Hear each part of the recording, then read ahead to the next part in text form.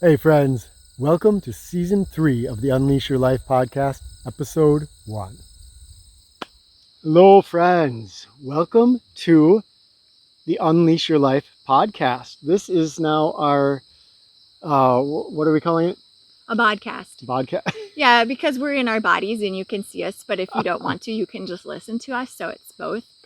We decided to go audio-visual with these because there's a new format on YouTube that we can use, and we are going to continue in the spirit of our old Unleash Your Life podcast, which you can find on our website.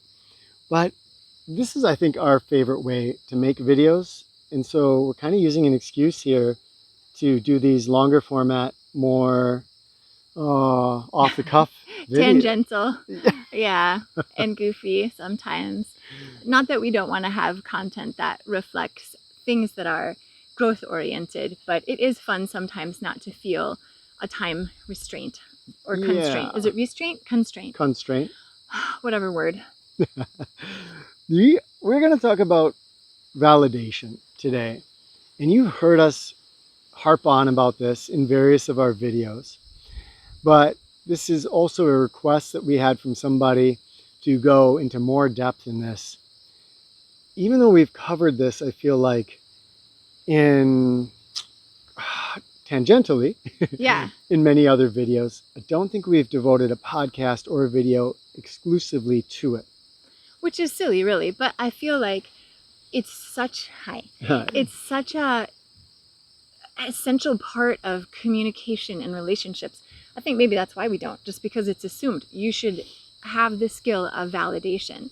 It's extremely useful. So powerful. A tool both to bring you together with another person, but also to kind of help you stay in check with yourself. This is communication 101. Really, everybody should know about this because it's the difference between being able to have a conversation and have what I call mirror closet conversations. What? Here's what I mean.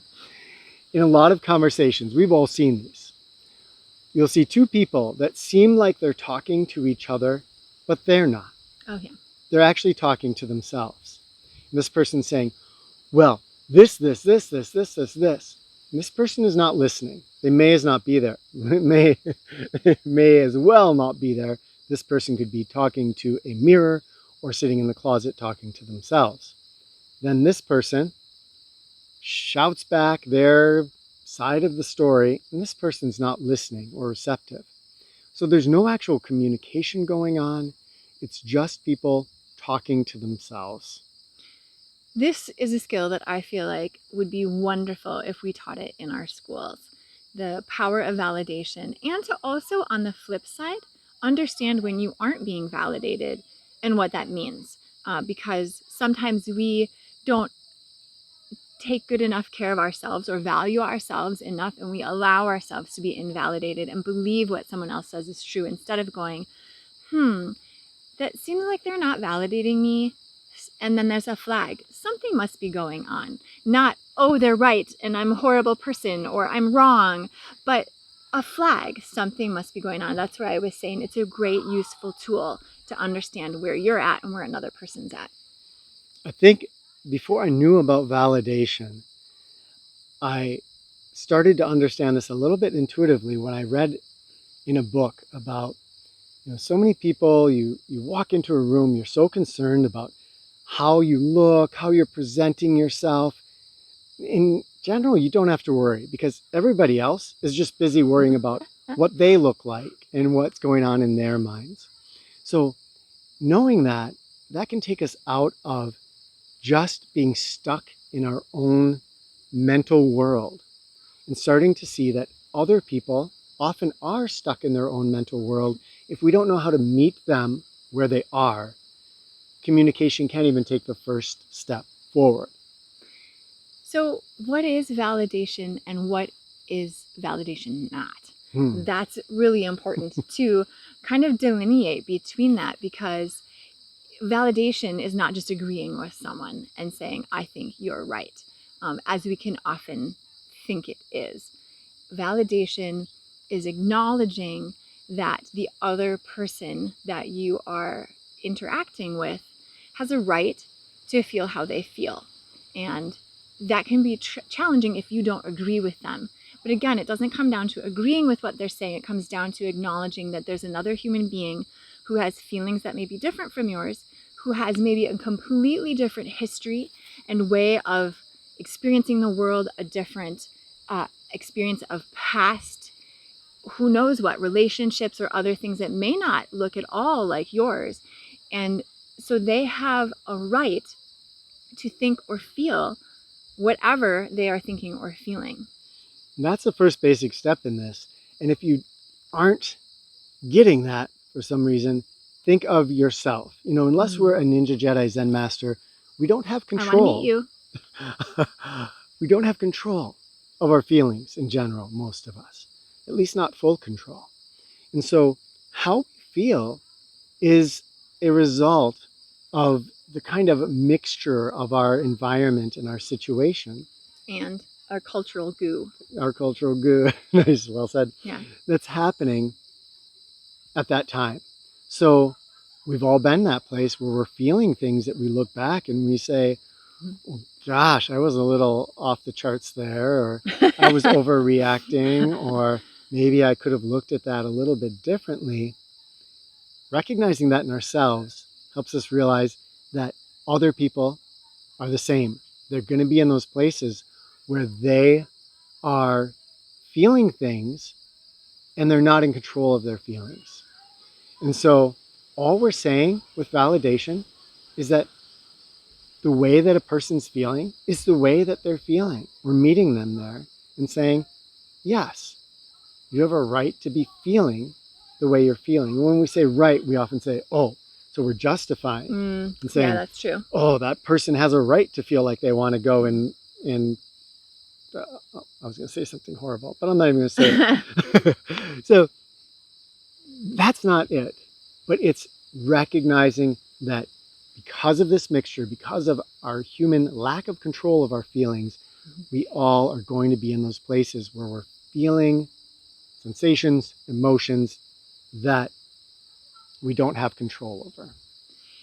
I think that what you brought up was a really good point about justifying something. And I was saying earlier that saying someone has a right to their feelings does not necessarily mean you agree with them or think what they're feeling is accurate. However, I want to make a really strong point here. This is especially true for young children and especially true for some people in our culture who also have trouble separating what they're feeling from what they're doing. And I think it's always okay to feel what you're feeling. Okay, you may not think it feels okay, but they're feelings. They have not manifested yet in the outer world as actions. Actions are different. You may want to take someone and throttle them, okay? Your child might say, yeah, I'm going to go kick Tommy because he took my, doll away from me. That feeling is fine, but following through with that action is not fine. So there's an important distinction about what we're thinking and feeling and what we do from there. To understand validation, it's pretty simple at its basis. We all have these egos. And when our ego is triggered, in other words, when it gets into fight or flight, when we're in our amygdala, then communication does not happen.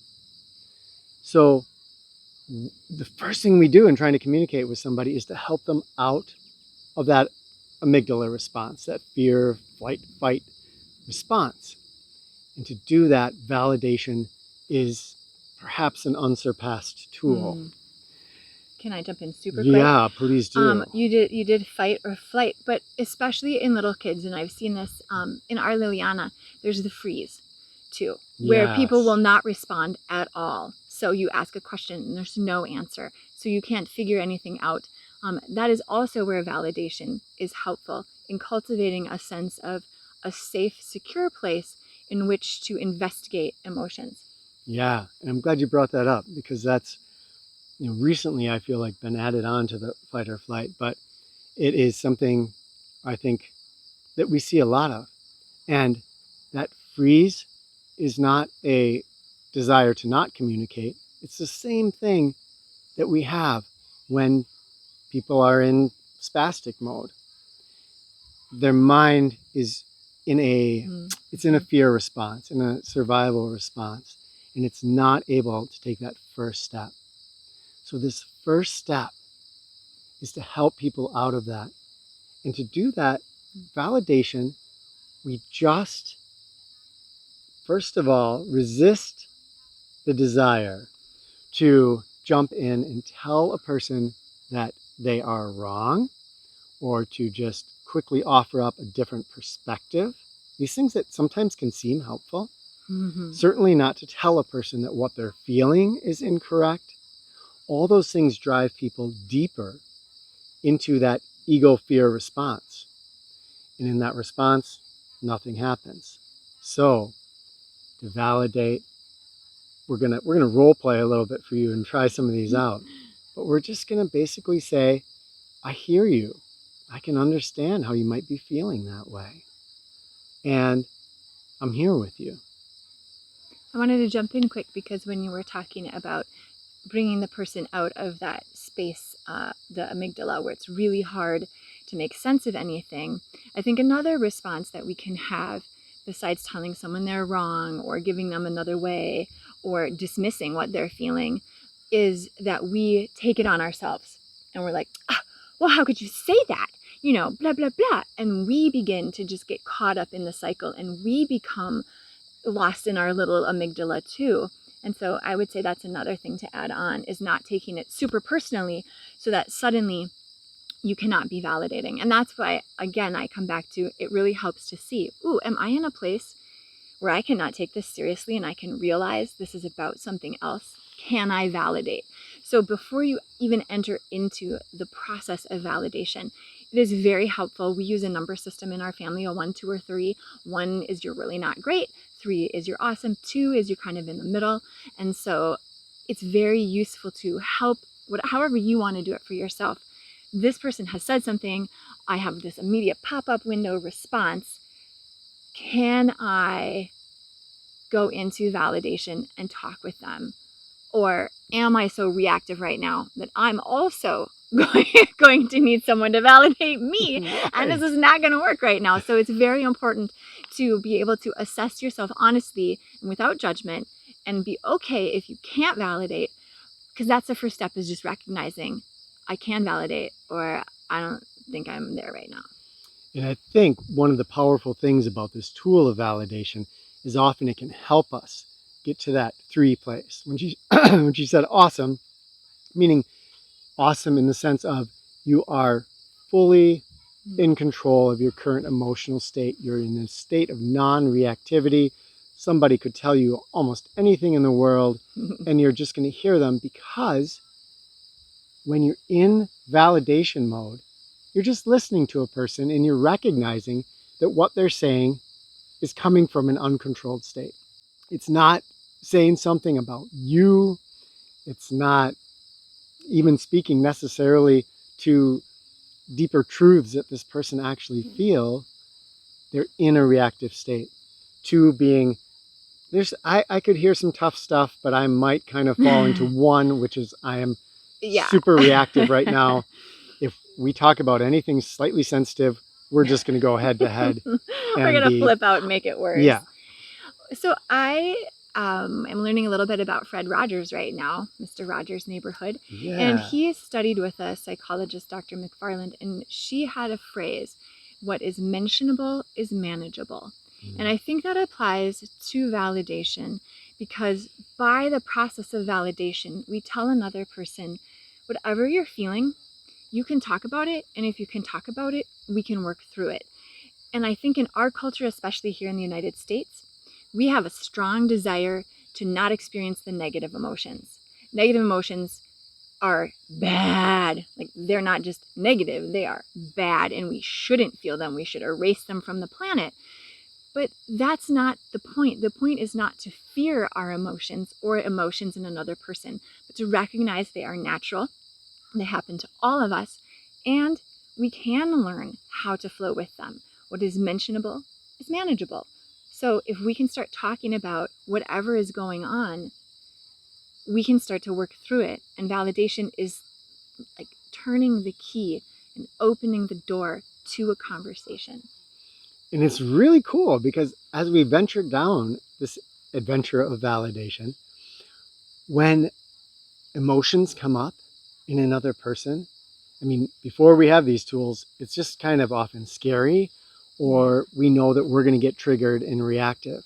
And so these emotions that of other people that surround us essentially own us. But it almost becomes a little fun and exciting as we enter this, because we can start to see, oh, when somebody's having negative feelings, you almost have a superpower. I'm not going to get sucked into this like I used to, and I'm going to be able to maybe pull that person out of the pit they're in and give them a helping hand. And then sometimes we can even pass on this skill to them and spread it around. I mean, we could probably use a less reactive society. Do you think? Maybe. I just have to go tangential here and say that,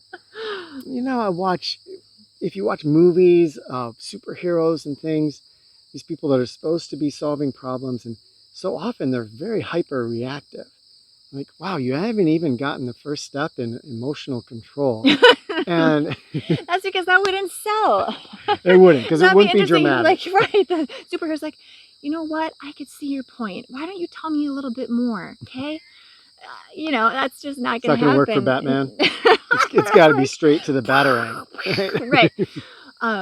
But that's a good point. Our culture does not really prime us for validating one another or ourselves. You can invalidate yourself as well. So try to remember as we go through this process of talking about validation that you should notice when you invalidate yourself as well.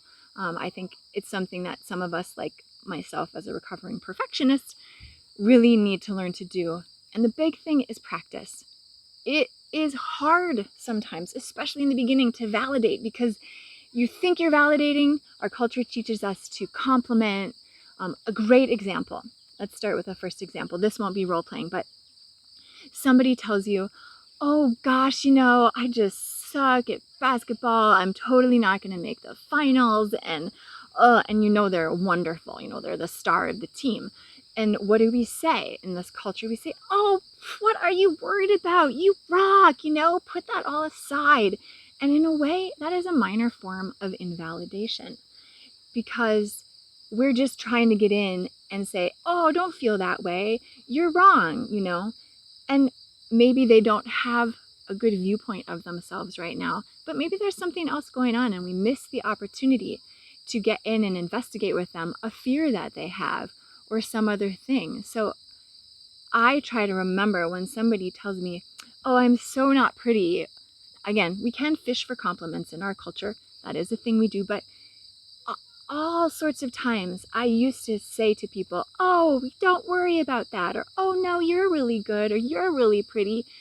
And those were missed opportunities in my mind to validate them and say, gosh, I don't quite understand. But, if I were you, maybe there would be something there that I'm not seeing. Do you want to share more? Or just, yeah, sometimes it's tough to, quote, be the pretty girl and feel like you have to, live up to that. Is that what you're experiencing? Or, share with me. And then you can start to learn a little more and maybe there's something behind that. Yeah, we're reading a book on The Princess Bride, and that one director was saying all actors are insecure. It was a pretty generalized statement, but somebody who, pretty famous director, had worked with a lot of people and saying that all of them are insecure.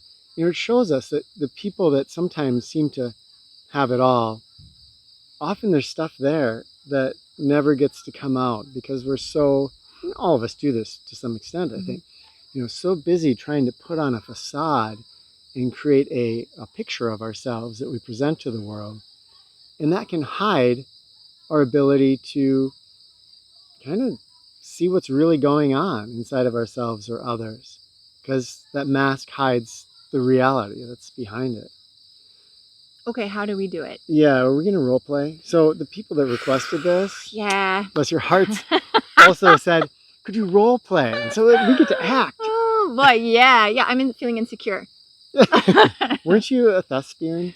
Yes, I'm a member of the International Thespian Society. Whoa, is that a lifelong membership? I think so. I don't know, because I only had it when I was in high school. I mean, I only acted when I was in high school. Well, I had complete stage fright I and believe did you not did. even do speech class. I know. I think, isn't that why you just like... Yeah. I had severe fears. So that means that I get to sit back and you do the acting. Oh, yeah. Okay. So I'm going to be me, and then I'll be Kenton, and then... So let's just try to give some examples. Maybe let's start with the wrong way. The wrong way. Okay, so we're going to do the typical way of doing it. Yeah. And then we'll this break. This is not rehearsed, we'll so we're just going to hope that this turns out. Oh, yeah. And then we're going to take 2, which is using validation. So okay. What's the setup here? All right, how about you are my teenage child, and you are really frustrated with me and dislike me, and you're, upset. Okay. I am sorry, trying to think of you as my teenage child. It's kind of not far from the truth, okay? Oh man, that was totally invalidating.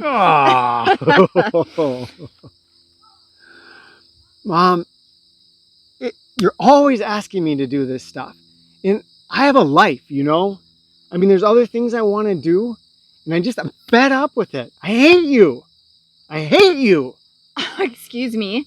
Okay, who pays for the bills? Whose house do you live in? And I'm sorry, but your room is a total mess. So yeah, don't you're even a parent. Talk to me. That's what you decided when you had a baby. Okay, really? You're going to talk to me that way? Yeah, then I am. You can go to that messy room and you can clean it up. And we're going to talk about your rights to be on the computer playing your games or whatever. No, I don't want. I'm sorry. Do you realize how... Okay, that was enough for me. Is that enough? Yeah. Oh. Yeah. We don't have much of this in our life. No, we did way back when. Oh, yeah, for sure. Like, we have not been perfect in our relationship. We had to learn these things. Well, I was perfect, but you had... You. So even though we're role-playing, I feel the rising energy of each person to be the right person. And then there was a point where we just completely diverged from even hearing each other. I'm right. I am the parent. You are my child, and you will do what I say. And I'm sure you were thinking, oh, that's what parents always do. Yeah. They never understand me. And does that lead to us understanding each other? It just leads to a lot of problems. Yeah. Yeah. Not that if this happens, no. I mean, if you fail at your validation, you can always go back and practice. And nothing in life, I feel like, is right or wrong. Yeah. Sometimes it takes a huge blow up between 2 people to create a reconciliation. But I know in our relationship, we, for a long time, would have blow ups and then reconciliations. And I think we almost got addicted to the sweetness of the reconciliations. Yeah, it's like, oh, I'm so sorry. Oh, me too. Right. But there wasn't a deeper growth that happened after those, and it was kind of repeat. And yeah, maybe we were sort of seeking the nectar of the healing afterwards, but not actually healing. And that was showing that there was something wrong between us that was never really getting looked at because we were so busy repeating that top level cycle and not seeing the underlying causes. Yeah, and I think it's really important to recognize that you can only be where you are. So we didn't know a lot of communication techniques, and we hadn't tried a lot of things. And we did try. To our credit, we tried. We thought, let's try this, let's try that. It's still not working. And so we continued to pursue ways that we could communicate. And here we are today where we have a much different level of communication with each other. So I think that's important, is to commit to wanting to be able to communicate well, to be able to validate someone, to be able to recognize where you are emotionally, and not be afraid of making mistakes. Don't expect yourself to be perfect. You might not get it right all the time. And in some cases, things are just going to happen, and you're going to have to go, oh, now what? Yeah. Should we show a different way? Okay. Okay. Mom, I'm so tired of you always telling me what to do. And I feel like I don't have any free life. It's just you going, do this, do that. I hate you. I hate you. Wow. I love you. I'm sorry that you hate me. That's very hard to hear, but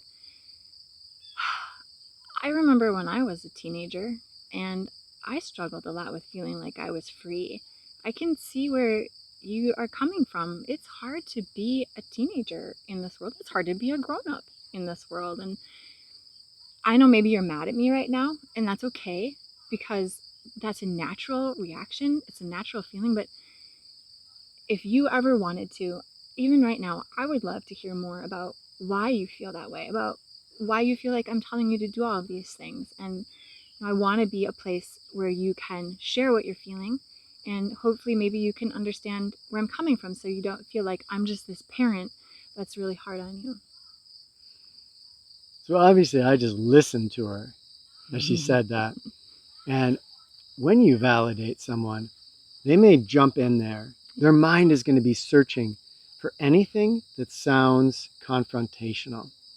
And it will jump in and it will attack that. But if you can keep yourself in validation mode and keep doing what Rebecca was doing, then my mind is going to run out of ammunition. It doesn't tend to be good at keeping this going unless it's fueled by confrontation from the other person.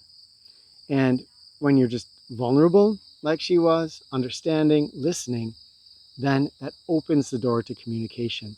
Note that this doesn't solve the problem. That's another skill set that we could cover at some point. But it does open the door to further communication. So this is the first big step in moving forward. And it basically allows forward motion. Yeah, I think that's useful for us as human beings in our life. It's very difficult if we begin to sit still and stagnate. We want to find ways to heal things. If any of you have ever experienced a breakup with a friend, a lover, anything like that, and you haven't had some sort of resolution with it, it can be really challenging because that's what we want. We want to find a way to keep going forward. And so validation allows a forward motion. And as Kenton said, it doesn't solve the problem necessarily, but it allows for insight. And again, validation sometimes has to be a repetitive thing. So you can't just think, I'm going to give one line and good to go. It's going to require you to be present. And that's the thing, is being engaged. I really think that what we crave as human beings is to be seen by each other. And being seen, truly seen, is to be acknowledged and engaged with, and to feel valuable enough that another person wants to truly listen and try to truly understand where we're coming from, or at least understand that our feelings are natural and we should be allowed to have them. Sometimes validation can be an acute fix. So this is something that we would teach in martial arts as a way to defuse potentially dangerous situations. Because a lot of times when someone's just off, and you just validate what they're doing, you're going to start to defuse that situation. But it's even more powerful as a chronic thing. If we can become chronic validators, then we can start to shift the entire dynamics of a relationship that we have with someone. So you're probably only going to hear that from your child, that I hate you, because you've been caught in a confrontational or competition-based relationship with that person. Or even you haven't been engaged. You haven't been paying attention. It's so easy to do in our culture. It is so fast-paced. It's so busy. There's so much social media and tech and all sorts of things. Most of us send our kids to school for 8 hours every day. We don't even necessarily know what their lives are like. And maybe we're super busy with what we're doing and we don't connect. If we're not engaging and connecting, you can run into that where you no longer know what's going on, and something can just boom hit you and you think, where did that come from? If we can be really honest with ourselves, it probably came from a place where we stopped paying attention. And I don't mean that's not accusatory. I have done that too, where I've thought, oh my gosh, wow, this is so surprising. I see. I've just been thinking, cruising along all this while, not checking in, not really paying attention. And there is something about cultivating a relationship with the people that you love where you want to know them, where you look at them, where you sit down and you don't just say, good job, nice, bad. You go, hey, that is so cool what you just built in science class. Can you tell me about it? Wow, I had no idea you like science so much. What else do you like? Or tell me more about science. Cultivate interest and engagement, and that also will create a space for communication and an opening to talking. With children, couples, this is rampant in couples, right? They get married and then often they'll have kids or just get into their careers, and 10 years later they're getting a divorce. You've changed, I don't know you anymore. No, we weren't engaged anymore. Yeah. We just stopped at some point really being focused on connection, on communication. Do you suppose that's where we're getting engaged came from? Oh, I mean, I don't really know, but we're getting engaged. Like suddenly we're going to be. Yeah. So important. Well, let's try another one. Oh gosh, okay. Let's do something. I can't have you calling me mom anymore. A little weird. Okay, so let's be a husband and wife. Okay. Let's have some money issues. Oh yeah, money issues are great. All right. Okay. Wrong way first. Honey, I was doing the finances today, and on the credit card, I saw that I know it's a birthday coming up, but you got 8 presents for Liliana, and it's a lot of money. I mean, it's way more than was budgeted for. And you are always so tight on the whole money thing. I mean, it's 8 presents. Well, look, there's only so much money that we have. I'm sorry, you totally cut me off. I wanted to explain where I'm coming from, okay? So look, you told me we should get our kids stuff that they're interested in. So the gifts that I got her are like things that she's interested in. You want our kids to be exploring the world. Which is super cool, but maybe just, 1 or 2 instead of 8. Look, I'm the one that's buying the presents. You're not even buying her presents. You don't even care about her birthday. Well, I've got the higher paying job, so it's my money that you're using to spend to buy your presents. Okay, so we should just separate our accounts or what? Oh my God. I feel like... Okay, that's enough. Okay. I cannot. I don't even know if that's how people argue about money. Maybe it is. We've just shared money since... before we were married. Seriously, before we were born. Right? We've always just shared money. Yeah, it's been really we just share smooth and nice. Yeah. I mean, we're a team. And it's great if you have separate things. That's okay too. I understand a lot of people feel great that way. That's just fine. But except you're wrong. That's such bad. That's not... You are not validating people. So, yeah. No, again, we don't have to see eye to eye. But if we can't talk to each other, it seems like it's going to be... I see this in couple relationships or parent-child relationships about chores a lot too.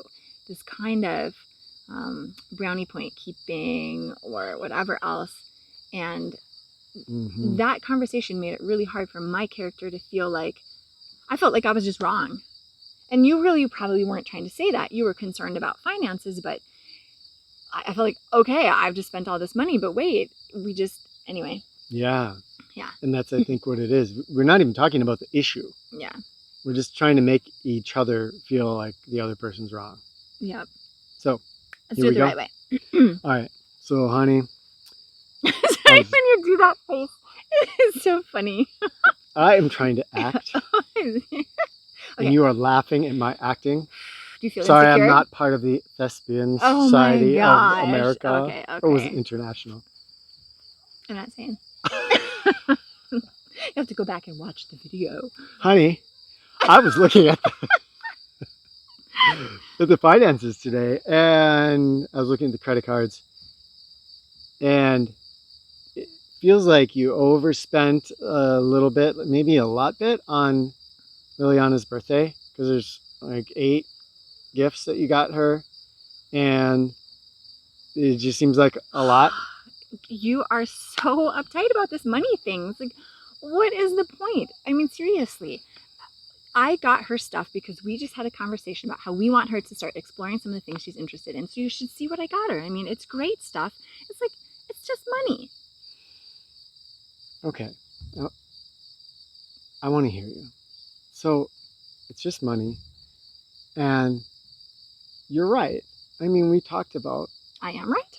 well, I just say, I mean, we talked about this, trying to get her things that, and obviously you're just coming from love. And you want to get her things that are going to help her in her photography, her love of science, the things Yeah. that she's really interested in. Yeah. But you think I went overboard? Okay, Well, so I might be panicking. okay, well, here's Could my maybe problem. My problem panicking. is that you don't communicate all the time about the finances. So, like, I don't know where we always are. And, you know, like maybe we should get together because in some ways I feel kind of like, oh, I just bought her all the presents and, you know, you were busy. And it's like, I felt though I couldn't ask you, hey, you know, so if we could talk a little bit more so I would know. I mean, I feel really bad all of a sudden. No, you're being fair. Okay. Because I don't communicate about that. You know, sometimes I try to just take care of that to not have it be a burden on you. But I should communicate about it more, especially if things are a little tight like they are this month. And then you would know, and maybe we could, you know, look together and because you're always just buying the gifts, you take care of that. I realize, and so thank you for doing that because Okay. that's something that I don't think of myself as good at, and maybe I could communicate more about the finances, and maybe we sit down together and you help me learn how to. It would be great if at do gifts. birthdays or whatever, or Christmas, or if we're gonna, you know, celebrate those things, like, we could just talk a little bit more. Because then otherwise I start to feel, Yeah, I hear you. Yeah. Hear you. So opens the door to communication, and I think those are fairly realistic examples of, in the one, no communication happening, in the other, opening the door. It doesn't mean, again, that our problems are solved and now we've got it all sorted out with finances and gifts and that we're not going to run into that again.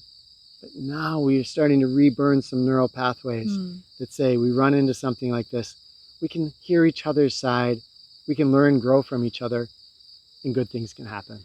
Okay, I have a couple of thoughts that are just downloading to me right now, so I'm just going to share them out there. I think it's important to realize that when you go into validating someone, you need to genuinely mean it. You don't have to, again, agree with them, but even the simplest statement, which is, hey, I think you have a right to what you're feeling, and I maybe don't understand it, but I want to learn more.